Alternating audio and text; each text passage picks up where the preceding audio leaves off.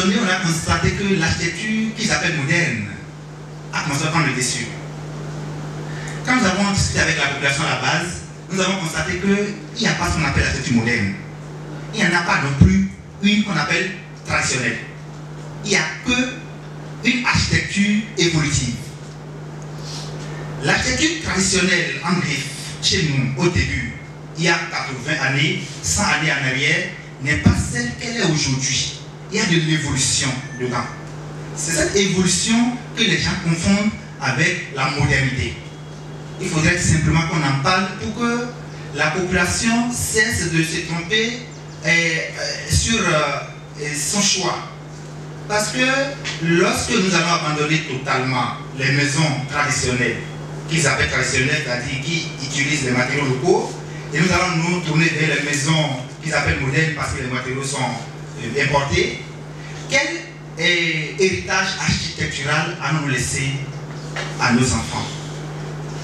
Puisque cette architecture, nous l'avons héritée de nos parents, et que le patrimoine se doit d'être conservé et transmis, à notre tour, qu'est-ce que nous allons transmettre?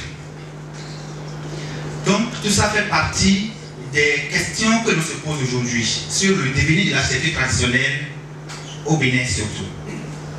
Alors, nous avons pensé à quels sont les mécanismes que l'on pourra mettre en œuvre pour y remédier. Et c'est à ce niveau que, bien que l'État central a mis des actions en œuvre pour valoriser cette forme d'architecture, il reste beaucoup de choses à faire. Parce qu'il ressort de l'autorité de l'État de délimiter par exemple des zones typiquement où il n'y aura que des architectures construites avec des matériaux locaux. Et cela donc constitue une zone d'histoire, une zone de revivification, une zone de pérennisation, parce que les pratiques restent. On dit souvent dans nos langues,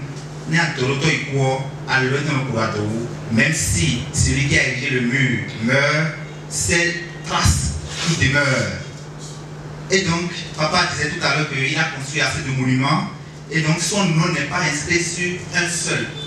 C'est assez déplorable pour que ça se passe comme ça. Parce que c'est un héritage qu'il est en train de laisser.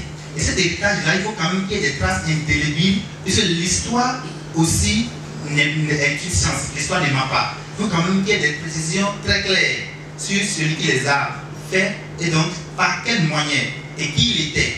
Tout ça, c'est un travail que les chercheurs, nous jeunes, nous devons faire afin de rendre pérennes les actes architecturaux de Papa Benou.